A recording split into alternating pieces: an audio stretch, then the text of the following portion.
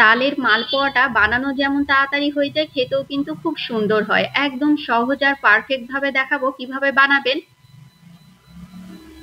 একদম সুন্দর নরম হবে আর খেতেও কিন্তু ভীষণ সুন্দর হয়। তো তালের মালপোয়া বানানোর জন্য এখানে আমি মেজারমেন্ট কাপে 2 কাপ ময়দা নিয়ে নিয়েছি। আপনারা চাইলে আটা দিয়েও করতে পারেন কিংবা হাফ কাপ ময়দা, হাফ কাপ আটা এটাও নিতে পারেন। আমি 2 কাপ ময়দা নিয়ে নিয়েছি। ময়দার মধ্যে দিয়ে দেব 1.25 কাপ সুজি।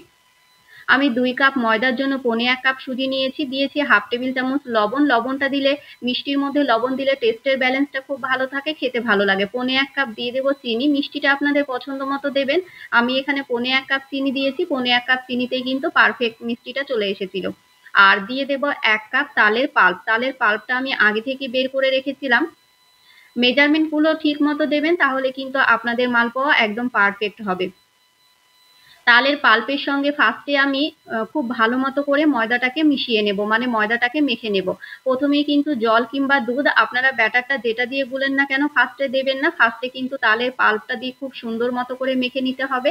এবার অল্প অল্প জল দিয়ে ব্যাটারটাকে খুব ভালো মতো করে রেডি করে নিতে হবে। এখানে জলের পরিবর্তে আপনারা চাইলে ঠান্ডা দুধ দিয়েও কিন্তু করে নিতে পারেন। আর এটা আমি গরম জল দিয়ে করছি না, এমনি রুম টেম্পারেচারে থাকা জল দিয়ে কিন্তু আমি ব্যাটারটাকে রেডি করে নেব। অল্প অল্প জল দিয়ে খুব সুন্দর মতো করে মেখে নিতে হবে, দানা দানা ভাব যেন একদমই না থাকে। হাত দিয়ে খুব ভালো মতো করে কিন্তু মেখে নিতে হবে, সেই কারণে আমি হ্যান্ড উইক্স ব্যবহার করিনি, হাত দিয়ে মেখে নিয়েছি। হাত দিয়ে মেখে নিলে কিন্তু খুব ভালো আসে।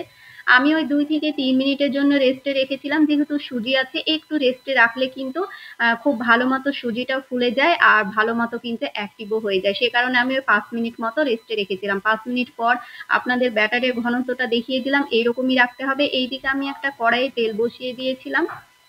তেলটাকে খুব ভালো মতো গরম করে নিয়ে কিন্তু মালপোয়াগুলো এক এক করে ছাড়তে হবে। তেল যদি ঠান্ডা থাকে তাহলে কিন্তু মালপোয়াগুলো একদমই ফুলবে না, অতটাও ভালো হবে না।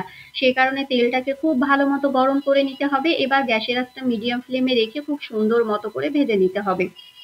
এক সাইড হয়ে গেলে আর এক সাইড উল্টিয়ে দেব। এরপর খুব ভালো মতো করে এক এক করে সমস্ত মালপোয়াগুলো বানিয়ে নেব।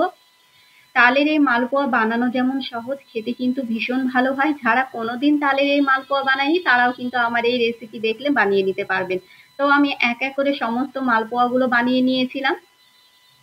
ওই তো তেলটাকে কিন্তু খুব ভালো মতো গরম রাখবেন, তাহলে কিন্তু মালপোয়াগুলো খুব সুন্দর মতো ফুলে উঠবে আর দেখতেও ভালো লাগবে, বানানো তাড়াতাড়ি হয়ে যাবে। এই তো এক এক করে আমি সমস্ত মালপোয়াগুলো কিন্তু বানিয়ে নিয়েছিলাম। আমার সবগুলো মালপোয়া বানানো হয়ে গিয়েছিল। আমার এই রেসিপিটা কেমন লাগলো কমেন্ট করে জানাতে ভুলবেন না। আর তালের এই মালপোয়া খেতে কার কার ভালো লাগে সেটাও কিন্তু কমেন্ট করে জানাতে ভুলবেন না। দেখুন আমার কিন্তু ভিতর থেকে সুন্দর মতো কুক হয়ে গিয়েছিল।